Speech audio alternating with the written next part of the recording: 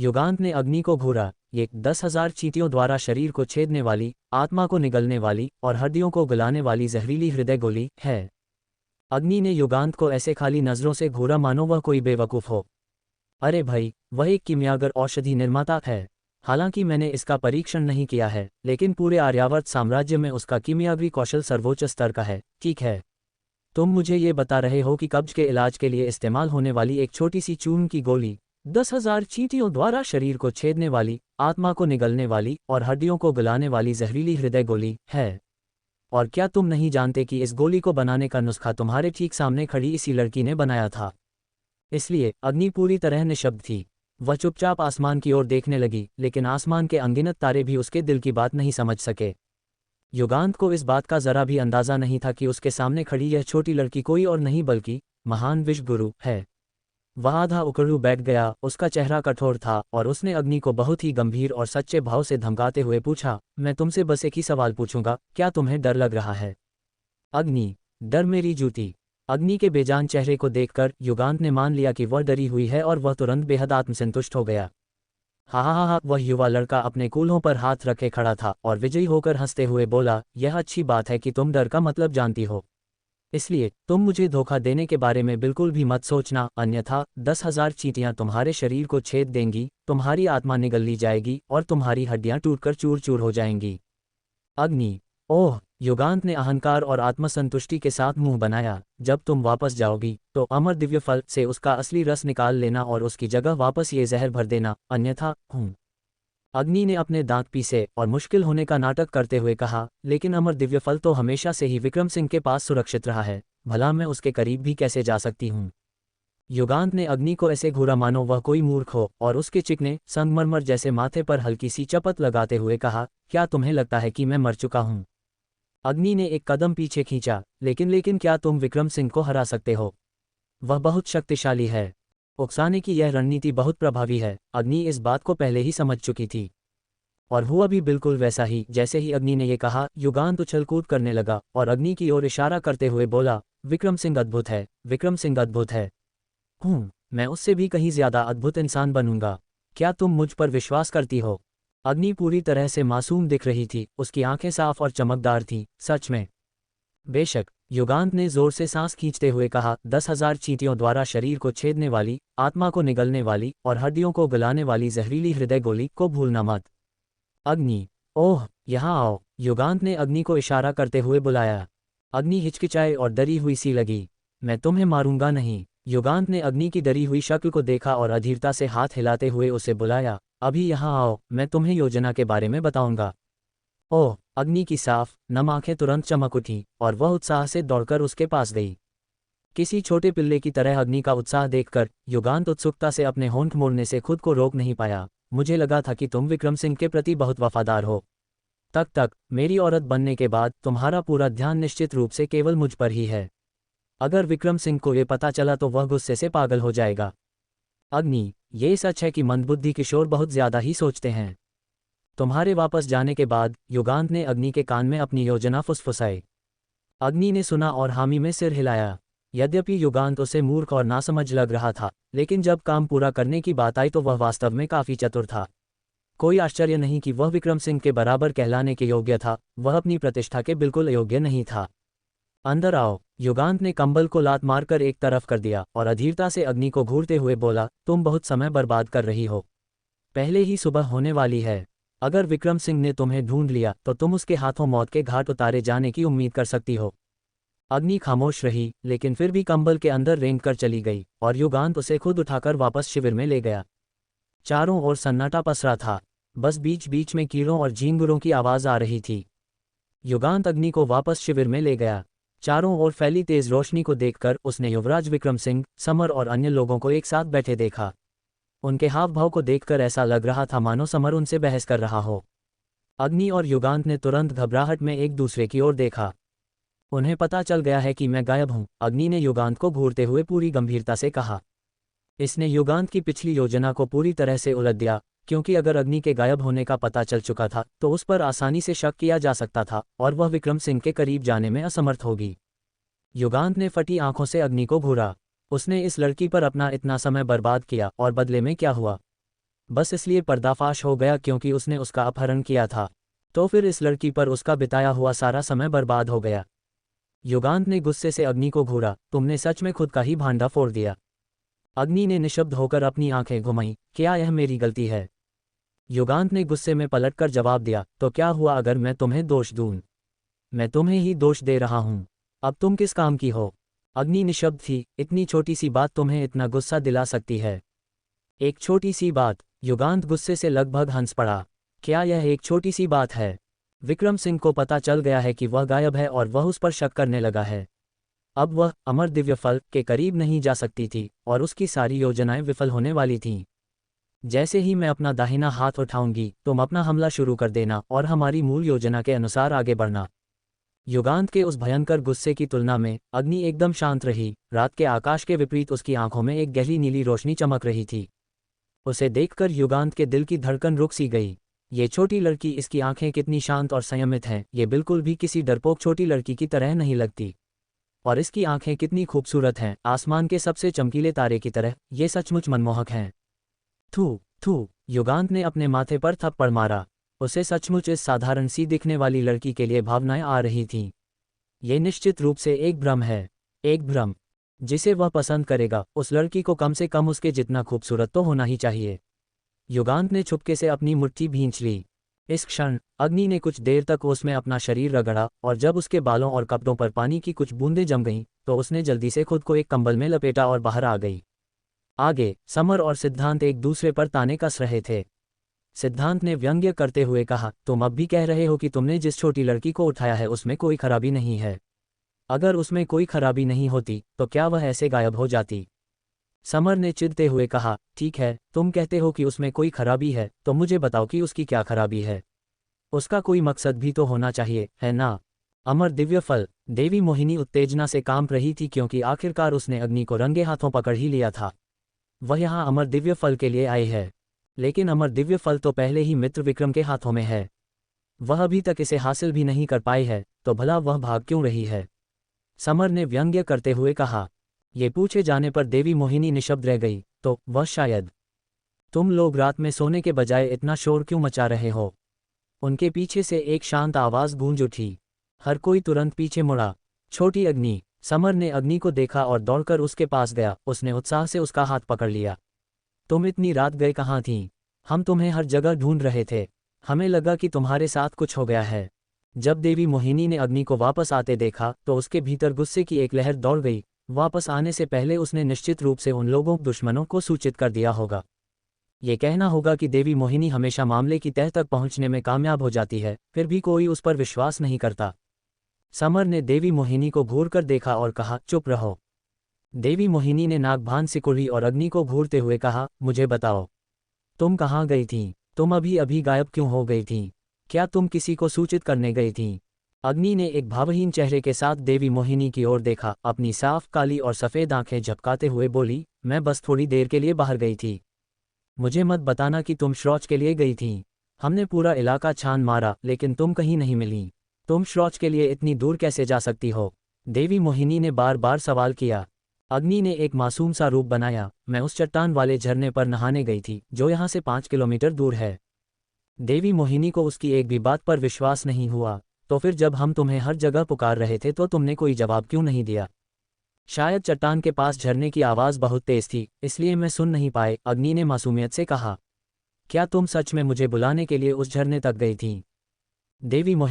देवी मोहिनी का सामना करते समय अग्नि पूरी तरह सहज थी और सिद्धांत की नज़रों से मिलते समय भी वह शांत और संयमित रह सकती थी, लेकिन जब वे जलती हुई बाज जैसी तेज नज़रें उस पर टिकीं, अग्नि के दिल में अचानक एक झटका लगा। उसकी धड़कन तुरंत तेज हो गई, उसका दिमाग पूरी तरह से सुन्न पड़ गया और उसे समझ नहीं आ रहा था कि वह अपने हाथ पैरों का क्या करे।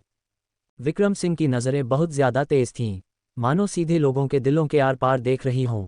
अग्नि ने चुपके से सांस छोड़ी, अपना सिर घुमाया और अपनी साफ पानी जैसी आंखों से विक्रम सिंह की नज़रों का सामना किया। उनकी नज़रें मिलीं और चिंगारियां किसी फूटती हुई आग की लपटों की तरह उड़ीं जो चमकती हुई और चकाचौंध करने वाली थीं। विक्रम सिंह अपनी तेज बाज जैसी आंखों से सीधे अग्नि को घूर रहे थे। वह खड़े हुए, अपना एक हाथ अपनी पीठ के पीछे रखा और कदम दर कदम अग्नि की ओर बढ़ने लगे। आखिरकार वह दृढ़ता से उसके सामने खड़े हो गए और ऊपर से उसे नीचे घूरने लगे। अग्नि ने बचपन से ही एक परम सुंदर गुरु से शिक्षा प्राप्त की थी और कई लोगों की तुलना में दुनिया को ज्यादा देखा था, लेकिन जब विक्रम सिंह ने उसे उस दमनकारी नज़र से घूरा तो उसे अभी भी अपने हाथों में पसीना आता हुआ महसूस हुआ। किसी शक्तिशाली व्यक्ति का ये कितना खौफनाक दबाव था। ऐसा लग रहा था मानो वह अगले ही पल उसकी गर्दन मरोड़ सकते हों। अग्नि को अपनी रीढ़ की हड्डी में सिहरन दौड़ती हुई महसूस हुई। महाराज, परम आदरणीय युवराज। अग्नि ने खुद को शांत करने के लिए मजबूर किया, अपना सिर उठाया और सीधे उनकी ओर देखा। विक्रम सिंह बिना कुछ बोले अग्नि को घूरते रहे, लेकिन उनकी तेज बाज जैसी नजरें उसी पर टिकी रहीं। अचानक उनका गोरा संगमरमर जैसा दाहिना हाथ अग्नि की ओर बढ़ा। अग्नि ने मौत की गंध महसूस की और उसके रोंगटे खड़े हो गए। उसके माथे पर पसीने की एक बारीक बूंद चमक उठी। वह पीछे नहीं हट सकती। अगर वह पीछे हटी तो ये साबित हो जाएगा कि वह दोषी है, इसलिए वह न केवल पीछे नहीं हट सकती थी, बल्कि उसे बिना नजरें हटाए विक्रम सिंह की नज़रों का सामना भी करना था। यह मुश्किल है, बहुत मुश्किल है। समर ने कई बार आगे जाने की कोशिश की, लेकिन सिद्धांत ने उसे हर बार पकड़ लिया। ठीक जब अग्नि को लगा कि विक्रम सिंह उसका गला घोंटने वाले हैं, विक्रम सिंह की सुडौल उंगलियों के बीच सफ़ेद मैग्नोलिया चंपा फूल की एक पंखुड़ी दबी हुई थी। इसे अग्नि के बालों से निकाला गया था। अग्नि ने विक्रम सिंह को ध्यान से देखा और धीरे धीरे अपनी सांस छोड़ी। एक पल के लिए उसे अपनी गर्दन पर ठंडक महसूस हुई थी और उसे सचमुच लगा था कि विक्रम सिंह उस पर झपटने वाले हैं। अग्नि ने विक्रम सिंह की कमर से लटके हुए उस नाशपाती के आकार वाले अमर दिव्य फल को देखा। ये वही अमर दिव्य फल है जिसके लिए वह तरस रही थी, वही अमर दिव्य फल जिस पर वह 5 साल से नजर गड़ाए बैठी थी। एक बार जब यह उसके हाथों में आ जाएगा तो उसे साधना करने का मौका मिल जाएगा। आखिर मैं अमर दिव्य फल कैसे प्राप्त कर सकती हूँ? मैं आखिर कैसे? अचानक अग्नि के दिमाग में एक विचार कौंधा और उसकी आंखों में तुरंत एक चमक आ गई। समझ गई। ये प्रेरणा बहुत तेजी से आई और बिल्कुल सही समय पर आई, जिसे अग्नि ने पकड़ लिया। अग्नि बहुत अच्छी तरह जानती थी कि विक्रम सिंह के इतने करीब आने का ये जीवन में एक बार मिलने वाला अवसर था, और अगर वह इससे चूक गई तो उसे कभी दूसरा मौका नहीं मिलेगा। इसलिए उसे इसका फायदा उठाना ही था। ये सोचकर अग्नि लड़खड़ाई और उसका शरीर विक्रम सिंह से जा टकराया। उसी समय वह आश्चर्य से चीख पड़ी, आह! चूंकि यह टक्कर बहुत अचानक हुई थी, विक्रम सिंह कई कदम पीछे की ओर लड़खड़ाए और अंततः अग्नि के धक्के से जमीन पर गिर पड़े और अग्नि का शरीर विक्रम सिंह के ऊपर आ गिरा। अग्नि न केवल उनके ऊपर गिरी, बल्कि उन दोनों के होंठ भी आपस में टकरा गए। उन दोनों की नजरें मिलीं। आसपास मौजूद हर कोई दंग रह गया। समर का मुंह खुला का खुला रह गया। सिद्धांत की आंखें फटी की फटी रह गईं। देवी मोहिनी पूरी तरह से हक्की बक्की रह गई। यहाँ तक कि विक्रम सिंह, जो हमेशा बर्फ जैसा ठंडा भाव रखते थे, एक पल के लिए सुन्न रह गए। उन्होंने एक पल के लिए कोई प्रतिक्रिया नहीं दी। बिना किसी चेतावनी के उनके कान गुलाबी हो गए और उनका चेहरा तुरंत लाल हो गया। सबसे पहले प्रतिक्रिया देने वाला व्यक्ति समर था। जब समर ने विक्रम सिंह को इस तरह देखा तो उसे लगा कि वह इतने गुस्से में है कि उनका चेहरा लाल हो गया है और उसका दिल लगभग उसकी छाती से बाहर आ गया। वह चिल्लाते हुए बाहर कूदा, दौड़कर पास गया, अग्नि को पकड़ा और उसे अपने पीछे खींच लिया। तब जाकर अन्य लोगों को एहसास हुआ कि क्या हो रहा है। समर ने विक्रम सिंह से हकलाते हुए कहा, मित्र विक्रम, ये छोटी अग्नि, इसका वह मतलब नहीं था। वह आपका फायदा नहीं उठाना चाहती थी। आह नहीं, वह बस आपसे डर गई थी, इसलिए वह, हे भगवान, मैं क्या कह रहा हूँ। ये नज़ारा देखकर देवी मोहिनी इतनी गुस्से में थी कि उसका चेहरा लाल हो गया। उसकी उग्र लाल आंखें आग की लपटों की तरह थीं, जो अग्नि को घूर रही थीं। तुम। देवी मोहिनी को ये सोच कर और भी ज्यादा दुख हो रहा था और वह फूट फूट कर रोने लगी। उसने अभी तक युवराज को छुआ तक नहीं था और अग्नि ने पहले ही उन्हें चूम लिया था। विक्रम सिंह की नज़रें किसी बाज की तरह अग्नि की ओर घूमी। समर ने अग्नि को बचाने के लिए अपना हाथ उठाया। मित्र विक्रम, मैं जानता हूं कि आपको साफ सफाई का बहुत जुनून है, लेकिन छोटी अग्नि का सच में वह मतलब नहीं था। वह कृपया उसे माफ कर दें, मित्र। विक्रम सिंह ने अपने पतले लाल होठों को छुआ। उनके गहरे नैन नक्श वाले चेहरे पर गहरी उदास आंखें और हल्के से भींचे हुए होंठ थे। उनके हाव भाव को समझ पाना मुश्किल था। ठीक तभी अग्नि ने अपना दाहिना हाथ उठाया। बूम! आसमान में एक जोरदार धमाका हुआ। दुश्मन का हमला! समर ने घबराहट में चिल्लाते हुए कहा। हर किसी ने उस दिशा में देखा जहां से आवाज आई थी। आसमान में आग की लपटें उठने लगी और एक प्रचंड ताकत आगे की ओर उमड़ पड़ी। युगांत के लोग! समर ने आश्चर्य से चिल्लाते हुए कहा। युगांत 3 बुजुर्ग लड़ाकों के साथ वहां पहुंचा। युगांत किसी तोप के गोले की तरह सीधे विक्रम सिंह की ओर बढ़ा और चिल्लाया, विक्रम सिंह, आज मैं तुम्हें दिखाऊंगा कि मैं असल में कौन हूं। बातें करते करते ही वह और विक्रम सिंह पहले ही युद्ध में उलझ चुके थे। जैसे ही दोनों पक्ष लड़ने वाले थे, अग्नि वहां से भागने ही वाली थी, लेकिन समर ने उसका हाथ पकड़े रखा। तुम मेरे पीछे ही रहो और उनके हाथों घायल मत हो जाना। अग्नि के मन के विचार। वह जानबूझकर विक्रम सिंह पर गिरी थी, और जब उनका ध्यान भटका हुआ था तो उसने युगांत द्वारा दी गई उस उल्टी सुई का उपयोग करके अमर दिव्य फल से उसका रस निकाल लिया और उसमें पानी भर दिया। अब अमर दिव्य फल का रस उसके हाथों में था। अग्नि को बस वहां से भागना था, लेकिन समर ने उसकी रक्षा करने के लिए उसका हाथ कसकर पकड़ रखा था, और उसकी पकड़ की ताकत के कारण उसके हाथ के पिछले हिस्से की नीली नसें उभर आई थीं। इस क्षण अग्नि की साफ, चमकदार, काली और सफ़ेद आंखें समर को एक जटिल भाव से देख रही थीं। अब भी समर इस बात से अनजान था कि वह पहले ही अमर दिव्य फल का रस निकाल चुकी है। युगांत को विक्रम सिंह पीछे खदेड़ रहे थे। उसने अग्नि की एक झलक देखी, जिसका हाथ समर ने पकड़ रखा था, और उसके चेहरे के भाव तुरंत बेहद भयंकर हो गए। ये बदसूरत लड़की उसकी औरत है। समर ने सच में उसका हाथ पकड़ने की हिम्मत की। यह अपमानजनक है। युगांत ने तुरंत उसे बचाने आए प्रथम बुजुर्ग लड़ाके को आदेश दिया, वहां जाओ। प्रथम बुजुर्ग लड़ाके ने अपने युवा मालिक की ओर देखा जो विक्रम सिंह के हाथों पिट रहा था, लाचारी से अपना सिर हिलाया और समर की ओर दौड़ पड़ा। प्रथम बुजुर्ग लड़ाके की नज़रों में आने के बाद समर के लिए अग्नि की रक्षा करना अब बहुत मुश्किल होने वाला था। भागो, समर ने अग्नि पर चिल्लाते हुए कहा। अग्नि ने समर की ओर बहुत ही जटिल भाव से देखा। उस पूरे दल में जिस व्यक्ति के लिए उसे सबसे ज्यादा अफसोस महसूस हो रहा था, वह समर ही था। एक बार जब मुझे अपनी ताकत वापस मिल जाएगी तो मैं निश्चित रूप से इसकी भरपाई करूंगी, भाई समर। अग्नि ने अपनी मुट्ठी भींची और अगले ही पल उसकी आकृति बिजली की तरह वहां से निकल गई। किसी ने भी अग्नि के गायब होने पर ध्यान नहीं दिया, और अगर दिया भी तो शायद उन्हें कोई परवाह नहीं थी। अग्नि भागती रही और भागती रही। उसका लक्ष्य पहाड़ से नीचे उतरना था, और उसे तुरंत पहाड़ से नीचे उतरना ही था। अमर दिव्य फल से निकाले गए रस की आध्यात्मिक ऊर्जा बहुत तेजी से नष्ट हो रही थी, और यह संभव था कि पहाड़ से नीचे पहुंचने से पहले ही आध्यात्मिक ऊर्जा पूरी तरह से खत्म हो जाए।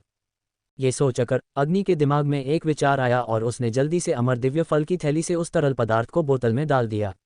उसी समय उसने चक्रफूल और घृतकुमारी एलोवेरा जैसा दिखने वाला एक गाढ़ा रस उल्टी सुई सिरिंज वाली थैली में भर दिया।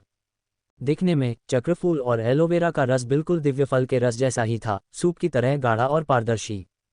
ये सारी तैयारियां पूरी करने के बाद अग्नि ने आखिरकार राहत की सांस ली। अपने हाथ में अंगूठे के आकार की सफ़ेद जैद चीनी मिट्टी की बोतल को देखकर अग्नि पहली बार जानबूझकर मुस्कुराए। उसकी आंखें चमक रही थीं और उसका उत्साह चरम पर था। ओह, अमर दिव्य फल! तुम्हें पहाड़ से नीचे ले जाकर मैं नवचक्र कायाकल्प औषधि बनाऊंगी। फिर मैं अपनी साधना फिर से शुरू कर सकती हूँ। राठौर घराने की 5वीं बेटी के सत्ता में वापस लौटने की कहानी अब शुरू होने वाली है। तभी पीछे से एक सर्द आवाज आई, बदसूरत लड़की, तुम बहुत तेज भागती हो। अग्नि के पीछे से एक हल्की सी झुंझलाई हुई आवाज आई। अग्नि के दिल की धड़कन रुक सी गई। युगांत! वह निश्चित रूप से युगांत का मुकाबला नहीं कर सकती थी।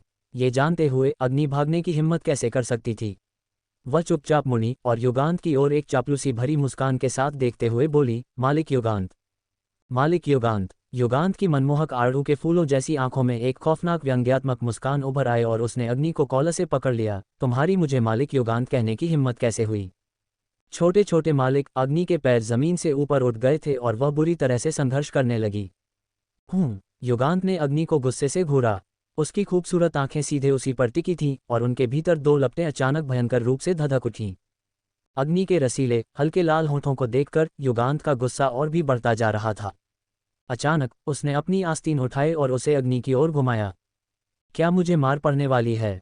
अग्नि ने घबराकर सोचा। इससे पहले कि वह कोई प्रतिक्रिया दे पाती, युगांत की आकर्षक गुलाबी आस्तीन आश्चर्यजनक ताकत के साथ अग्नि के मुंह पर जोर से रगड़ी गई, जो स्पष्ट रूप से उसकी हल्की सी नाराजगी को दर्शा रही थी। अग्नि ने उसे घूरा। तुम क्या कर रहे हो? युगांत ने अग्नि को गुस्से से घूरा। तुम बेशर्म, चंचल औरत! क्या तुम्हें शर्म नहीं आती? तुम सच में विक्रम सिंह को चूमने चली गईं? क्या तुम भूल गई हो कि तुम मेरी औरत हो? अग्नि को अब समझ में आया कि युगांत किस बात को लेकर इतना गुस्से में था। लेकिन वह इतना गुस्से में क्यों है? क्या ये हालात की वजह से नहीं था? मैं तो बस अमर दिव्य फल का रस निकालने की कोशिश कर रही थी, अग्नि ने पूरे आत्मविश्वास के साथ कहा। इसके अलावा युगांत की औरत कौन थी? उसने खुद ही उसे यह उपाधि दे दी थी। ठीक है, युगांत ने व्यंग्य करते हुए कहा, क्या तुम कोई दूसरा तरीका इस्तेमाल नहीं कर सकती थी? क्या तुम बस यही एक तरीका इस्तेमाल कर सकती हो? अग्नि ने भी पलटकर जोर से घूरा। क्या ये सबसे आसान और सबसे असरदार तरीका नहीं है? देखो, हमें अमर दिव्य फल का रस मिल गया है ना? गुस्से से युगांत का चेहरा पीला पड़ गया। उसने अग्नि के माथे की ओर इशारा करते हुए कहा, तुम बस विक्रम सिंह को चूमना चाहती थी, तुम उसे पसंद करती हो और तुम अभी भी उसे भूल नहीं पाई हो, है ना? बोलो। अग्नि ने युगांत को ऊपर से नीचे तक देखा, जो आग बबूला हो रहा था, और अचानक, मानो किसी आत्मा के वश में होकर, बोल पड़ी, युगांत, तुम सच में मुझ पर फिदा तो नहीं हो गए हो, है ना? ये सुनते ही युगांत का चेहरा लाल हो गया। उसने अग्नि को गुस्से से घूरा, तुम्हें लगता है कि मैं तुम जैसी चंचल औरत को पसंद करूंगा? क्या तुम मजाक कर रही हो? यह अच्छी बात है, यह अच्छी बात है। अग्नि ने राहत की सांस लेते हुए अपनी छाती थपथपाई। युगांत इतना गुस्से में था कि उसकी नसें उभर आईं और उसकी छाती तेजी से ऊपर नीचे होने लगी। हालांकि अग्नि ने ऐसे बर्ताव किया मानो कुछ हुआ ही न हो, चूंकि तुम मुझे पसंद नहीं करते और मैं तुम्हें पसंद नहीं करती, तो अब हम इस मार्शल दुनिया, योद्धाओं की दुनिया में फिर कभी नहीं मिलेंगे। इसके साथ ही अग्नि बिजली की तरह तेजी से आगे की ओर भाग गई।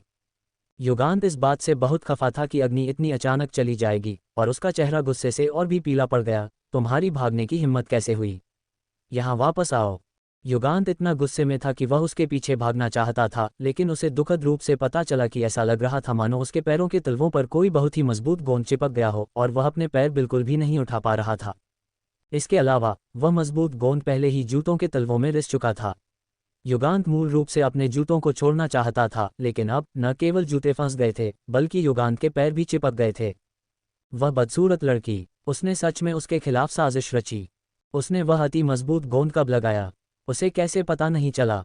युगांत को इस तरह से मात खाने पर बहुत गहरा अपमान महसूस हुआ। उसने अग्नि की पीठ की ओर दहाड़ते हुए कहा, बदसूरत लड़की, तुम्हारी भागने की हिम्मत कैसे हुई?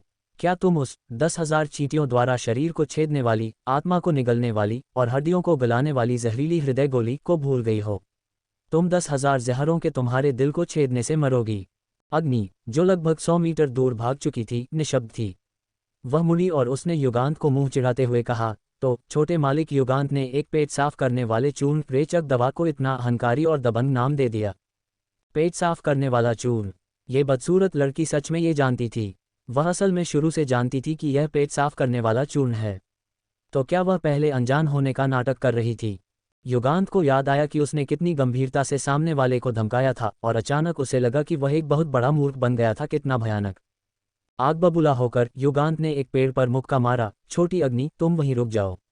जब मैं तुम्हें पकड़ लूंगा तो तुम्हें मौत से भी बदतर सजा भुगतनी पड़ेगी। उसे धोखा देने की उसकी हिम्मत कैसे हुई? इस बदसूरत लड़की ने निश्चित रूप से आसमान से हिम्मत उधार ली होगी। अग्नि के पैरों से मानो धुआं निकल रहा हो, क्योंकि वह और भी तेजी से भाग निकली। उसने अब वहां और रुकने की हिम्मत नहीं की। गुस्से से युगांत का चेहरा पीला पड़ गया। उसके गुस्से के कारण उसने अपनी 200% ताकत का इस्तेमाल किया और अपने पैरों को उस अजेय मजबूत गोंद से मुक्त कर लिया। हालांकि इससे उसके आंतरिक अंगों को भी चोट पहुंची और वह खून की एक घूंट उगलने ही वाला था। छोटी अग्नि, तुम वहीं रुक जाओ। युगांत ने अपनी आंतरिक चोटों को पूरी तरह नजरअंदाज कर दिया। अब उसका एकमात्र विचार छोटी अग्नि को पकड़ना था, उसे इस बदसूरत लड़की को पकड़ना ही था। अग्नि ने पीछे मुड़कर देखा और चिल्लाए, हे भगवान! अग्नि ने पीछे मुड़कर देखा। उसने देखा कि युगांत गुस्से में बिजली की गति से उसकी ओर आ रहा था। अग्नि की साफ और सुंदर आंखें अचानक तेजी से सिकुड़ गईं। छोटी अग्नि, तुम वहीं रुक जाओ। तुम्हारी भागने की हिम्मत कैसे हुई? इतनी दूर से भी अग्नि युगांत के भयंकर गुस्से को साफ महसूस कर सकती थी। क्या हमने उसके पैरों को बहुत ही मजबूत गोंद से नहीं चिपका दिया था? अग्नि की नज़र नीचे गई और उसने युगांत के नंगे पैर देखे, जो खून से लथपथ थे। अग्नि तुरंत दंग रह गई। हे भगवान! युगांत उससे कितनी नफरत करता है। उसे पकड़ने के लिए वह पूरी गतिशीलता वापस पाने और उबरने के लिए आंतरिक चोटों का जोखिम उठाने को भी तैयार है। रुक जाओ, क्या ये जानबूझकर मुसीबत मोल लेना नहीं है? अग्नि ने एक चीख निकाली। उसके पैर मुश्किल से जमीन को छू रहे थे और उसका दिल घबराहट से भर गया था।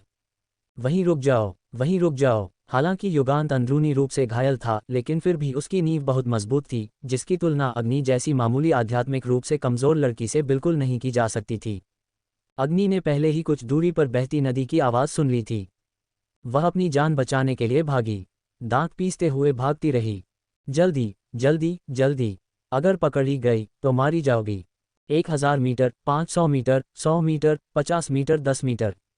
आगे बचने के लिए वह नज़दीक आती हुई नदी थी, जबकि पीछे से युगांत के करीब आते कदम और उसकी गुस्से से भरी दहाड़ें आ रही थीं।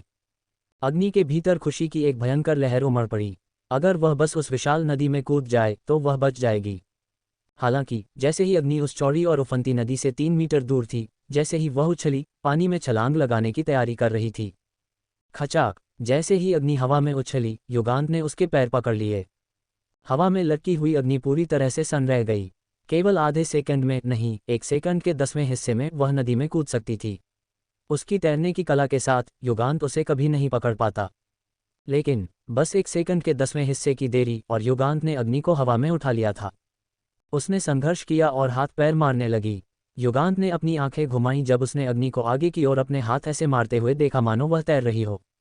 क्या उसे लग रहा था कि वह पानी में है? वह अपने हाथ पैर ऐसे हिला रही थी जैसे लहरों में छपछपा रही हो। युगांत ने अग्नि को छटपटाते और संघर्ष करते हुए देखा और वह काफी आत्मसंतुष्ट महसूस कर रहा था। उसने अग्नि को अपने हाथों में ऊंचा उठाया और व्यंग्य करते हुए कहा, जाओ और भागो। एक बार फिर से भागने की कोशिश करो। अग्नि को लगा जैसे उसे खून की उल्टी हो जाएगी, लेकिन वह अभी भी कुछ हद तक राहत महसूस कर रही थी, क्योंकि उसे पकड़ने वाला युगांत था, न कि विक्रम सिंह और अन्य लोग। विक्रम सिंह के उस हमेशा बर्फ की तरह ठंडे चेहरे का विचार ही अग्नि को कंपा देता था। सच्चाई जानने के बाद समर के गुस्से के बारे में सोचकर अग्नि बस उसका सामना करने की हिम्मत नहीं जुटा पा रही थी। इसलिए अगर वह केवल युगांत था तो अग्नि अभी भी काफी बेशर्म हो सकती थी। युगांत, तुम क्या कर रहे हो? मुझे नीचे रखो, हम इस बारे में बात कर सकते हैं। पहले अग्नि का बायां पैर पकड़ा गया था, लेकिन युगांत बहुत दुष्ट था।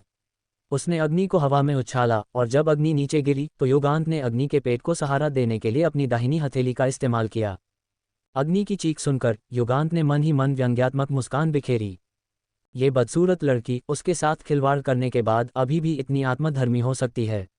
उसमें इतना आत्मविश्वास आता कहाँ से है? मैं क्या करना चाहता हूँ? हा, क्या तुम्हें लगता है कि मैंने तुम्हें पहले कभी इतनी आसानी से जाने दिया है? तुम सिर्फ मेरे खेलने की चीज़ हो, मैं तुम्हारे साथ जो चाहूँ कर सकता हूँ। युगांत ने कहा, अपने दाहिने हाथ से अग्नि को ऊंचा उठाते हुए, और फिर युगांत ने सचमुच अग्नि को हवा में ऊंचा उठाने के बाद उसने अपने दाहिने हाथ को गोल गोल घुमाना शुरू कर दिया। ऐसा लग रहा था मानो उसने किसी इंसान को नहीं, बल्कि किसी रुमाल को पकड़ रखा हो। उस तरह का रुमाल जो लोक नृत्यों में इस्तेमाल किया जाता है। गोल गोल गोल गोल गोल गोल, और घुमाने की गति तेज और तेज होती जा रही थी। और भी तेज। अग्नि को लगा कि उसे उल्टी हो जाएगी।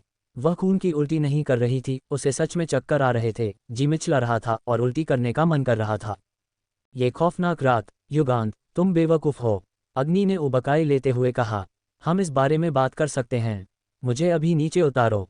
अग्नि की झुंझलाई हुई आवाज़ सुनकर युगांत को और भी ज्यादा आत्मसंतुष्टि महसूस हुई।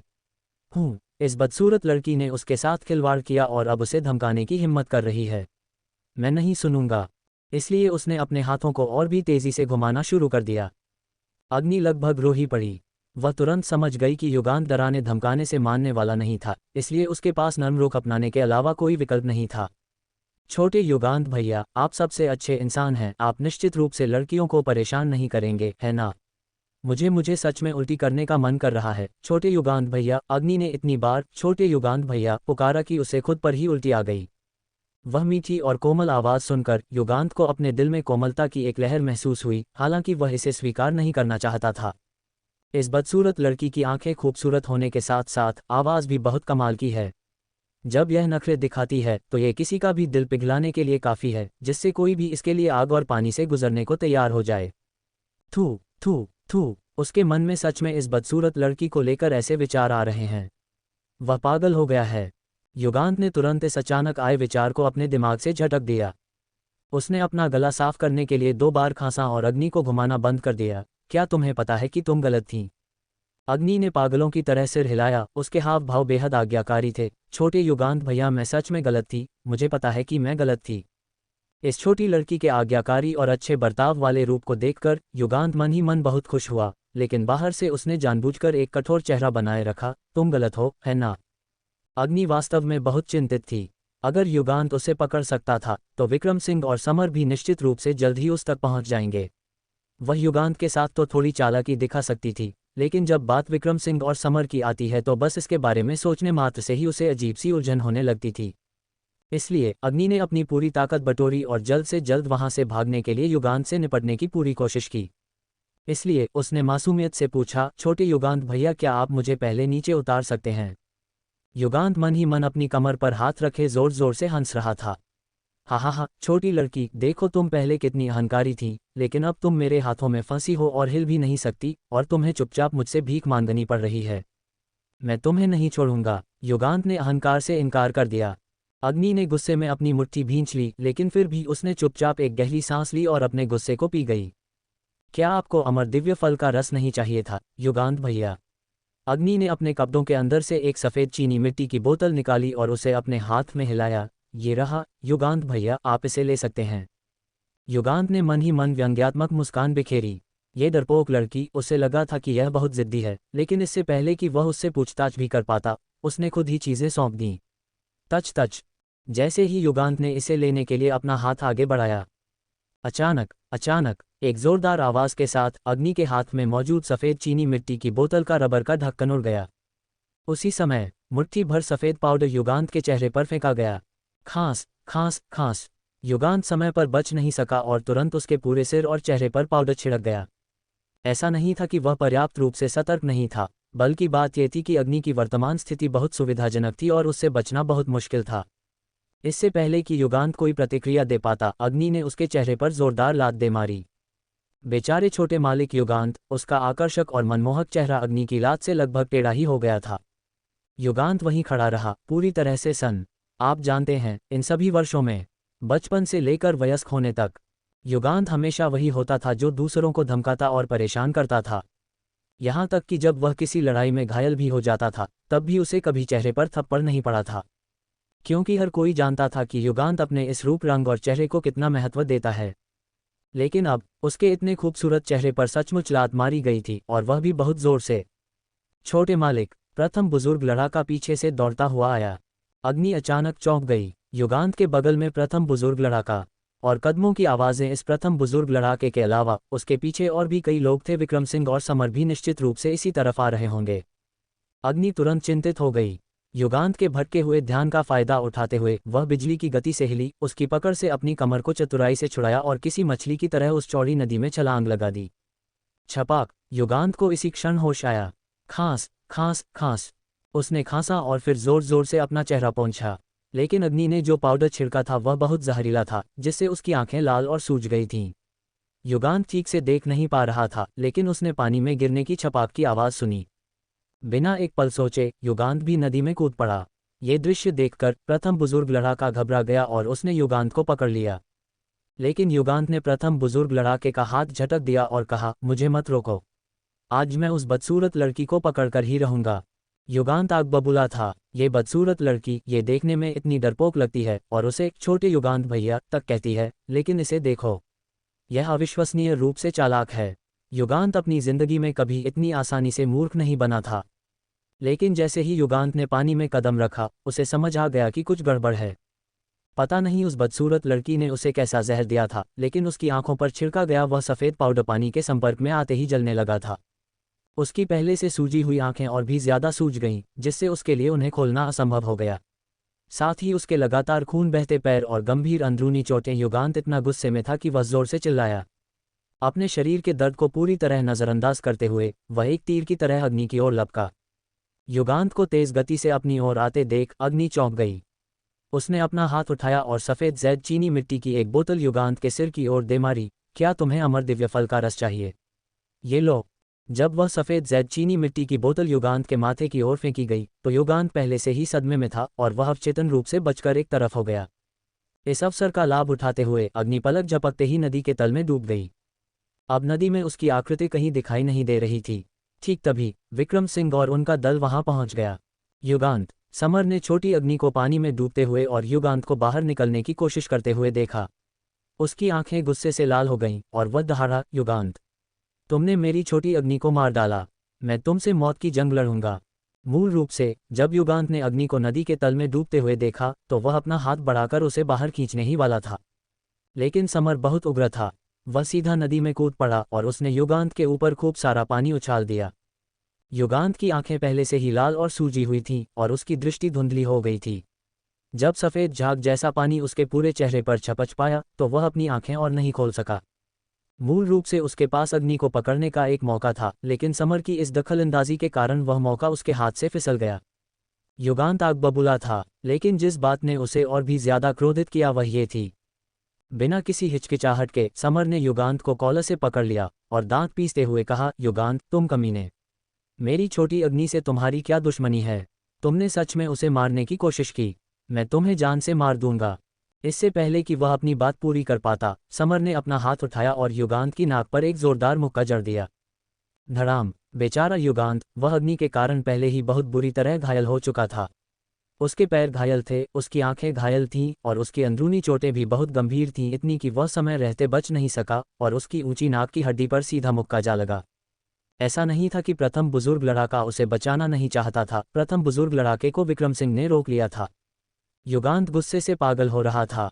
उस बदसूरत लड़की ने उसे इतनी बुरी तरह धोखा दिया और उसे इस बात की कोई परवाह नहीं थी। अब ये छोटा कमीना समर कह रहा है कि उसने उस बदसूरत लड़की को मार डाला। वह लड़की स्पष्ट रूप से वहां से भाग गई थी, ठीक है, लेकिन क्या युगांत सच बता सकता है? बिल्कुल नहीं। वह ये बात किसी तीसरे व्यक्ति को बताने के बजाय मरना पसंद करेगा कि उसे धोखा दिया गया था और उसे मूर्ख बनाया गया था, क्योंकि यह एक पुरुष के रूप में उसके सम्मान की बात थी। बिना एक शब्द कहे युगांत ने समर पर हमला कर दिया। तुम्हारी मुझे मारने की हिम्मत कैसे हुई? तुम में बहुत हिम्मत आ गई है। तुम्हारी मेरी छोटी अग्नि को मारने की हिम्मत कैसे हुई? तुम्हारे लिए मर जाना ही बेहतर है। धाड़ धाड़ धाड़। मूल रूप से समर युगांत का कोई मुकाबला नहीं था, लेकिन अग्नि की चालाकियों के कारण युगांत की ताकत बहुत कम हो गई थी, इसलिए उन दोनों के बीच की लड़ाई बराबरी पर छूटती नजर आई। अंततः विक्रम सिंह ने गुस्से में चिल्लाते हुए कहा, रुक जाओ। इसलिए हर कोई अगले ही सेकंड लड़ना बंद कर गया और वे तेजी से पीछे हट गए और दो प्रमुख खेमों में बढ़ गए, विक्रम सिंह का खेमा और युगांत का खेमा। युगांत को छोड़ने के बाद समर तुरंत उसे अग्नि को खोजने के लिए नदी में उतर गया, लेकिन वहां कहीं भी अग्नि का कोई नामोनिशान नहीं था। उसे कपड़े का एक टुकड़ा तक नहीं मिला और समर की आंखें तुरंत लाल हो गईं। युगांत की आंखें अब बहुत बेहतर थीं। जब उसने समर के चेहरे के भाव देखे तो उसने उपहास किया और नाकभान सिकुड़ी। इस समय विक्रम सिंह की आकर्षक तलवार जैसी बाहें हल्की सी सिकुड़ गईं। उन्होंने अपने हाथ में रखे अमर दिव्य फल की ओर देखा, उनकी आंखें गहरी थीं और उनके भावों को पढ़ना असंभव था। युगांत हल्का सा मुस्कुराया, युवराज, क्या आपको अब जाकर एहसास हुआ कि अमर दिव्य फल में कुछ गड़बड़ है? टच टच टच, आपका अवलोकन कौशल आपका साथ छोड़ रहा है। विक्रम सिंह ने अपनी गहरी आंखों को खतरनाक ढंग से सिकोड़ लिया। अमर दिव्य फल सफ़ेद जैड के डिब्बे में था। विक्रम सिंह को तब तक इसमें कोई गड़बड़ महसूस नहीं हुई थी जब तक कि अभी अभी उन्होंने अग्नि की गायब होती हुई आकृति नहीं देखी। उन्हें कुछ अजीब लगा और अमर दिव्य फल की जांच करने के बाद उन्हें समस्या का पता चल गया। विक्रम सिंह के चेहरे के भाव गंभीर होते देख समर ने तुरंत पूछा, मित्र विक्रम, क्या हुआ? क्या अमर दिव्य फल आपके हाथों में नहीं है? इसमें क्या गड़बड़ हो सकती है? यह एक बहुत अच्छा सवाल है। हा। अग्नि के हाथों नुकसान उठाने वाले युगांत को समर की बातें सुनकर बहुत राहत महसूस हुई। उसने अपने हाथों को अपनी कमर पर रखा और विक्रम सिंह की ओर आत्मसंतुष्टि से देखते हुए कहा, क्या आप सर्वशक्तिमान युवराज विक्रम नहीं हैं? भला आपके हाथों में अमर दिव्य फल में कोई समस्या कैसे हो सकती है? हा। विक्रम सिंह के चेहरे के भाव और भी ज्यादा गंभीर होते गए। मित्र विक्रम, समर हक्का बक्का रह गया। विक्रम सिंह की नज़रें गंभीर और तीखी थीं और उनके शक्तिशाली आभामंडल ने वहां मौजूद सभी लोगों को अनैच्छिक रूप से पीछे हटने पर मजबूर कर दिया। युगांत अभी भी जोर जोर से हंस रहा था। तो कैसा लगा? मैं गलत नहीं था, है ना? अमर दिव्य फल में कुछ गड़बड़ है ना? हा। समर युगांत के पास जाकर उससे बहस करने ही वाला था कि उसने विक्रम सिंह के भाव बदलते हुए देखे। उन्होंने अपने हाथ में रखे जैद जैसे अमर दिव्य फल को घूरा और उनकी आकर्षक घनी बाहें हल्की सी सिकुड़ गईं। अमर दिव्य फल में वास्तव में कोई समस्या है क्या? समर सदमे में था और लगभग उछल ही पड़ा। अमर दिव्य फल में कोई समस्या कैसे हो सकती है? यह अमर दिव्य फल क्या ये तब नकली था जब हमने इसे चट्टान की चोटी से तोड़ा था? हर कोई विक्रम सिंह की ओर देख रहा था। हालांकि विक्रम सिंह ने थोड़ा सा सिर हिलाया, उनकी आंखें ठंडी और तीखी थीं। ऐसा नहीं है, समर ने तुरंत कहा, लेकिन जब से इसे पहाड़ की चोटी से तोड़ा गया है तब से अमर दिव्य फल आप ही के हाथों में है। आप विक्रम सिंह हैं, भला इस चीज को कैसे बदला जा सकता है? ये तो बिल्कुल असंभव है। विक्रम सिंह के नैन नक्श उनकी साफ पुतलियों से घिरे थे और उनकी नज़रें खींची हुई तलवार की तरह तेज थीं। उन्होंने ठंडी आवाज में कहा, इसे बदला नहीं गया है, इसे बदला नहीं गया है। तो फिर क्या हुआ? समर पूरी तरह से उलझन में दिख रहा था। विक्रम सिंह के ठंडे होंठों पर एक अथाह मुस्कान उभर आए और उन्होंने अमर दिव्य फल समर की ओर उछाल दिया। समर ने जल्दी से इसे दोनों हाथों से पकड़ लिया। उसने इसे बाएं से दाएं देखा, लेकिन उसे दिव्य फल में कोई खराबी नहीं मिली। क्या ये वही नहीं था जिसे उन्होंने चट्टान की चोटी पर तोड़ा था? जब तक कि समर ने इसे अपने हाथ से नहीं दबाया। पेचूक। अमर दिव्य फल से पानी की एक धार फूट पड़ी। अचानक हुए इस हमले से समर के पूरे चेहरे पर पानी छपछपा गया। हा, समर के चेहरे पर तरल पदार्थ छिड़कते देख युगांत ने तुरंत अपने हाथ अपनी कमर पर रखे और जोर जोर से हंसने लगा। उसने समर की ओर इशारा किया और इतनी जोर से हंसा कि उसकी सांस उखड़ने लगी। हा, तुम खत्म हो गए, तुम मारे गए, तुम्हें जहर दे दिया गया है। हा। जहर? घबराकर समर ने जल्दी से अमर दिव्य फल को जमीन पर फेंक दिया और कई मीटर दूर भाग गया। लेकिन जब उसने अपना चेहरा छुआ तो कुछ भी गड़बड़ नहीं थी। उसने अपने हाथ पर लगे पानी के दागों को देखा, उसकी भौहें सिकुड़ गईं। क्या ये पानी नहीं है? जहर कहाँ से आया? युगांत, तुम मुझसे झूठ बोल रहे हो। ये कहते हुए समर युगांत की ओर दौड़कर उससे मौत की जंग लड़ने ही वाला था। युगांत पागलों की तरह हंसा। पानी? हा, समर, क्या तुम बेवकूफ़ हो? यह पानी है। हा, ये स्पष्ट रूप से प्रेत चीत्कार आत्मा नाशक शव जहर है। जहर खाने वाले इंसान की त्वचा तब तक गलती और सड़ती रहती है जब तक कि उसकी मौत न हो जाए। हा। हालांकि आसपास असामान्य शांति थी और हर कोई युगांत को बहुत ही अजीब नज़रों से देख रहा था। उस खामोश सन्नाटे में युगांत की हंसी बहुत ही अजीब लग रही थी। समर को देखकर उसकी मुस्कान गायब हो गई, जिसका चेहरा बिल्कुल साफ और बेदाग था। ये सही नहीं है। क्या इस अमर दिव्य फल में प्रेत चीत्कार और आत्मानाशक जहर नहीं होना चाहिए था? तुम ठीक हो? अविश्वास में समर को घूरते हुए युगांत का चेहरा तुरंत पीला पड़ गया। समर ने उसकी ओर अपनी आंखें घुमाईं। प्रेतों की चीत्कार और भेड़ियों का रोना, आत्मानाशक शव जहर। क्या तुम्हारा दिमाग खराब हो गया है? नहीं, इसे तो होना चाहिए था, युगांत ने समझाने की कोशिश की, लेकिन इस समय विक्रम सिंह की साफ पुतलियां खतरनाक ढंग से सिकुड़ गईं और उनकी तेज बाज जैसी नजरें एक गंभीर भाव के साथ युगांत को घूर रही थीं। युगांत का दिमाग एक पल के लिए सुन्न हो गया। उसे तुरंत एहसास हुआ कि उसने कुछ ऐसा कह दिया था जो उसे नहीं कहना चाहिए था और उसने अवचेतन रूप से अपना मुंह ढक लिया। सदमे से उसकी आंखें फटी रह गईं। क्या ये प्रेतों की चीत्कार और भेड़ियों का रोना आत्मानाशक शव जहर नहीं होना चाहिए था? विक्रम सिंह ने युगांत के पिछले शब्दों को दोहराया। युगांत ने खुद को घबराया हुआ महसूस किया। विक्रम सिंह आगे बढ़े, उनकी खतरनाक चीते जैसी नजरें युगांत पर टिकी थीं। युगांत ने एक कदम पीछे खींचा, लेकिन तभी उसे अचानक एहसास हुआ कि वह पीछे कैसे हट सकता है। विक्रम सिंह के सबसे बड़े प्रतिद्वंद्वी के रूप में वह पीछे कैसे हट सकता है? इसी सोच के साथ युगांत ने अपना सिर उठाया और अपनी छाती चौड़ी करते हुए विक्रम सिंह को घूरा। विक्रम सिंह ने एक गहरी, खतरनाक और डरावनी नज़र से युगांत को घूरा। विक्रम सिंह की चुभती हुई तेज नज़रों के नीचे युगांत को अपनी रीढ़ में सिहरन दौड़ती और अपना गला सूखता हुआ महसूस हुआ। उसने खुद को शांत रहने के लिए मजबूर किया। हाँ, बिल्कुल सही। क्या इसमें प्रेतों की चीत्कार और भेड़ियों का रोना आत्मानाशक शव जहर नहीं होना चाहिए था? यही जहर होना चाहिए। युगांत ने आत्मसंतुष्टि के साथ कहा, इसके अंदर मैंने उस बदसूरत लड़की से प्रेत चीत्कार आत्मानाशक शव जहर डलवाया था। हा, विक्रम सिंह, तुम नहीं जानते, है ना? वह बदसूरत लड़की पहले ही तुमसे बगावत करके मेरी हो चुकी है। वह अब मेरी है। मैंने उससे अमर दिव्य फल का रस चुराने को कहा और उसने चुपचाप ऐसा किया। मैंने उसे अमर दिव्य फल में जहर मिलाने को कहा और उसने उसमें जहर मिला दिया। वह मेरी हर बात बहुत अच्छे से मानती है। युगांत ने अपनी कमर पर हाथ रखते हुए कहा, क्या तुम जानना चाहते हो कि मैंने उसे अपनी तरफ कैसे किया? हा, ये वास्तव में बहुत आसान है। मैंने बस उससे कहा कि जब तक वह मेरा, युगांत का साथ देगी, मैं उसे अपनी पत्नी बना लूंगा और उसे एक उचित रुतबा दूंगा। वह बदसूरत लड़की इस लालच को रोक नहीं पाए और तुरंत दौड़ी चली आई, मेरे लिए आग और पानी से गुजरने को तैयार हो गई। हा। प्रथम बुजुर्ग लड़ाके ने चुपचाप आसमान की ओर देखकर दहाड़ रहे युगांत को देखा और अनिच्छा से अपना चेहरा घुमा लिया। क्या सच में छोटे मालिक की आंख की चोट में अब दर्द नहीं हो रहा है? युगांत अभी भी डींगे हाँक रहा था। इस तरह के मुफ्त के गुप्तचर को जाने देना बहुत बड़ी बेवकूफ़ी होती, इसलिए मैंने खुशी खुशी उसे स्वीकार कर लिया। फिर मैंने उससे अमर दिव्य फल से रस चुराया और उसमें प्रेत चीत्कार आत्मानाशक शव जहर भरवा दिया। हा, समर, अब तुम्हारी जिंदगी मेरे हाथों में है। इस समय समर की घनी बाहें कसकर सिकुड़ गईं। वह आगे बढ़ा और उसने फिर से युगांत को कॉलर से पकड़ लिया। ये बदसूरत लड़की कौन है जिसके बारे में तुम बात कर रहे हो? समर, तुम बेवकूफ़ हो। क्या तुम अभी भी खुद को धोखा दे रहे हो? बदसूरत लड़की कौन है? बदसूरत लड़की वही छोटी अग्नि है जिसे तुम पुकारते रहते हो।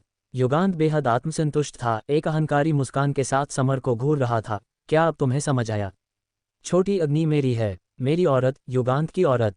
धड़ाम। समर ने अपना हाथ उठाया और युगांत को मुक्का मारा। युगांत ने एक कदम पीछे लिया, उस तेज वार से बचते हुए, लेकिन उसकी बाहें हल्की सी सिकुड़ गईं। तुम अभी भी कैसे हिल पा रहे हो? तुम्हें सच में जहर नहीं दिया गया? यह असंभव है। अचानक युगांत ने विक्रम सिंह को घूरा। मुझे मत बताना कि तुम्हें अमर दिव्य फल की समस्या के बारे में बहुत पहले ही पता चल गया था और तुमने अंदर का जहर बदल दिया था। विक्रम सिंह के ठंडे होंठ हल्के से मुड़े। यह मैंने नहीं किया। तो फिर वह कौन है? युगांत को अचानक कुछ बहुत बुरा होने का एहसास हुआ।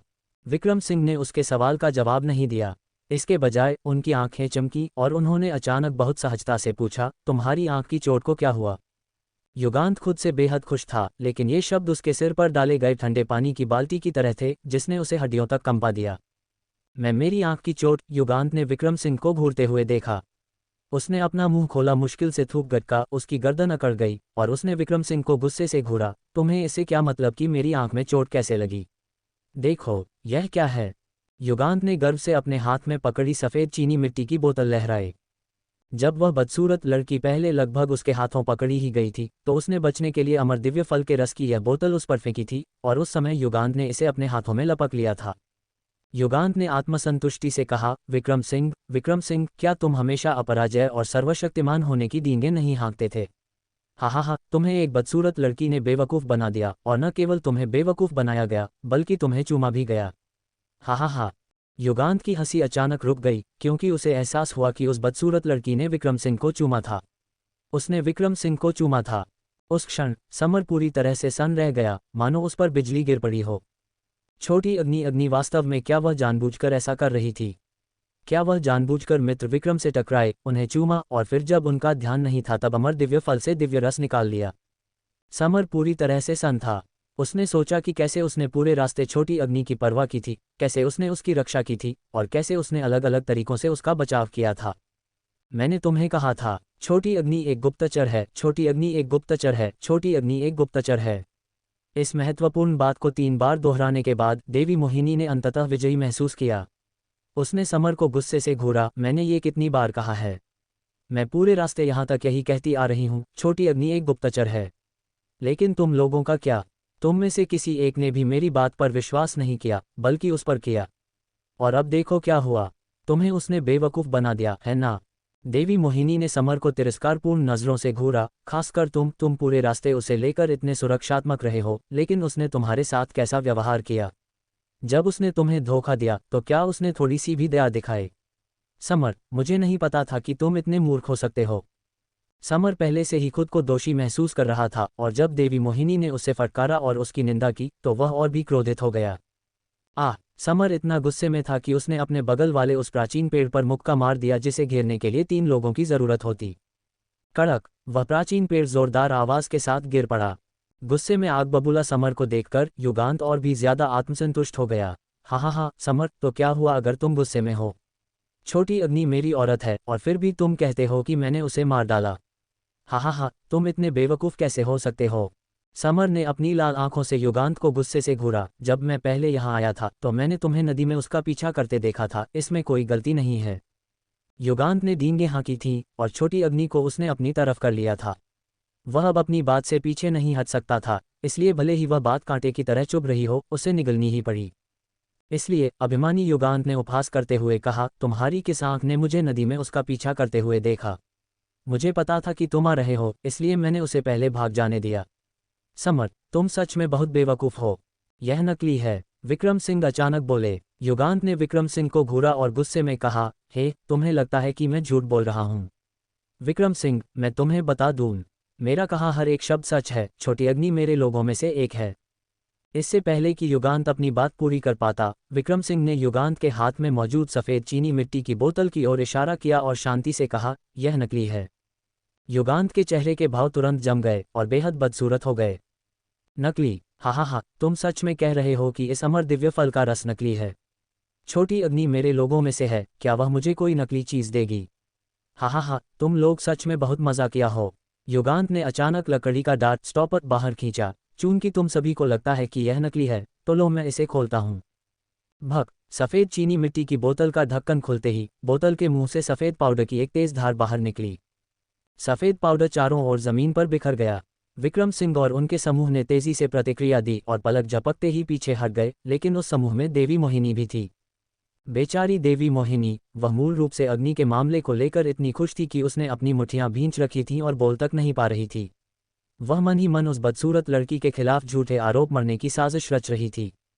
वह अपने ख्यालों में खोई हुई थी कि तभी भक, सफ़ेद पाउडर लगभग सीधे उसके चेहरे पर आ गिरा। खांस खांस खांस। देवी मोहिनी ने एक गहरी सांस ली और उसकी आंखें, नाक, मुंह सभी सफ़ेद पाउडर से घिर गए। वहां मौजूद हर कोई सन रह गया और सफ़ेद पाउडर के घेरे के बीच खड़ी देवी मोहिनी को घूरने लगा। युगांत भी सन था। उसने खाली नज़रों से पहले अपने हाथ में मौजूद सफ़ेद चीनी मिट्टी की बोतल को देखा और फिर अपने सामने खड़ी देवी मोहिनी को। ये फिर से वही सफ़ेद पाउडर है। यह अभी भी वही है। युगांत आग बबूला था।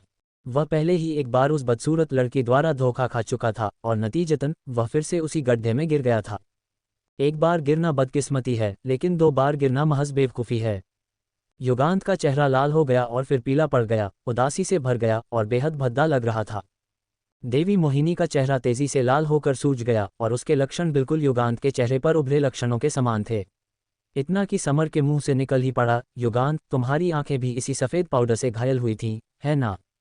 युगांत। समर का दिमाग इस समय विशेष रूप से तेज चल रहा था। उसने अपनी जांघ पर थप्पड़ मारा और कहा, बिल्कुल सही। तुमने पहले कहा था कि इस सफ़ेद चीनी मिट्टी की बोतल में अमर दिव्य फल का रस है। कहीं तुम्हें उस बदसूरत लड़की ने बेवकूफ़ तो नहीं बनाया था? युगांत ने अपने दांत पीसे और समर को घूरा। युगांत की आंखों में खूनी चमक देखकर समर ने तुरंत मामले की पुष्टि कर ली। वह जोर जोर से हंसने लगा, और छोटी अग्नि से पहली बार बेवकूफ़ बनने के बाद तुम उससे दूसरी बार भी बेवकूफ़ बन गए। हा हा हा, मैं तो हंस हंस कर मर ही जाऊंगा। ये बहुत मजाकिया है, हा हा हा हा। युगांत सच में किसी को पीटना चाहता था। सिद्धांत, जिसने अब तक पूरी तरह से भावहीन चेहरा बनाए रखा था, उसने त्योरियां चढ़ाईं और गंभीर स्वर में कहा, क्या तुमने अभी अभी यह नहीं कहा था कि छोटी अग्नि तुम्हारी औरत है?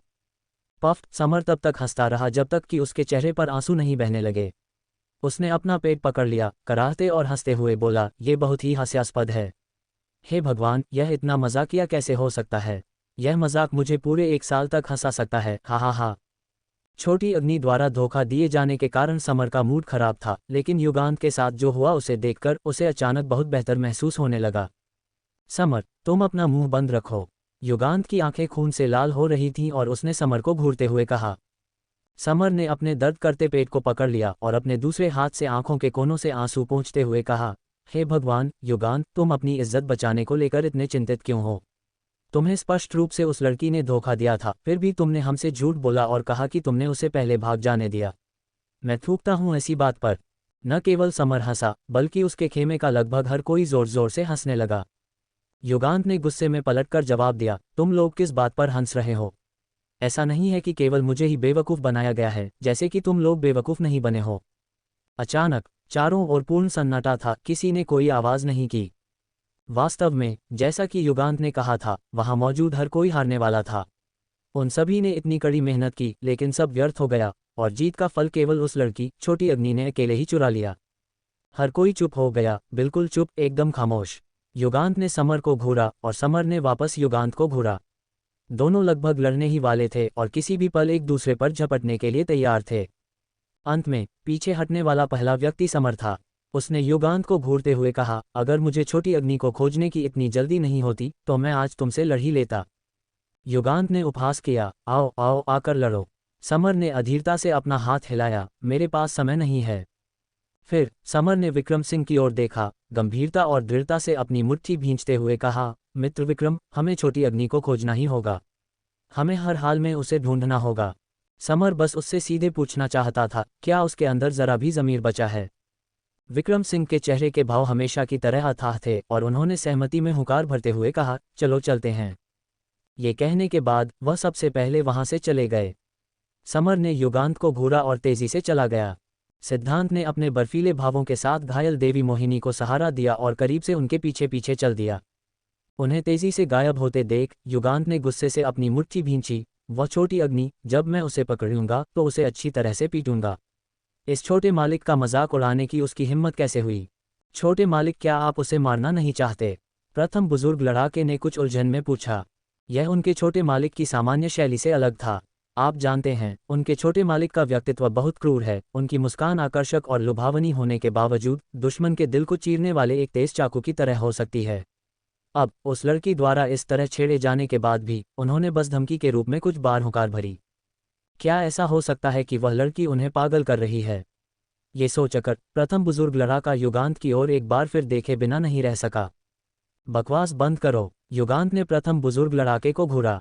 चलो तुम सब सतर्क रहो, विक्रम सिंह के आदमियों को उस बदसूरत लड़की को पहले मत खोजने देना। अगर हमें उसे मारना भी पड़ा तो मैं, ये छोटा मालिक, उसे खुद अपने हाथों से मारूंगा। अपने छोटे मालिक की क्रूर लेकिन खोखली दहाड़ को देखकर प्रथम बुजुर्ग लड़ाका मन ही मन बड़बड़ाया। क्या ऐसा हो सकता है कि छोटा मालिक नहीं चाहता कि वह लड़की समर के हाथों मारी जाए? चुप रहो, युगांत ने प्रथम बुजुर्ग लड़ाके को घूरा। वह क्रोधित और शर्मिंदा था।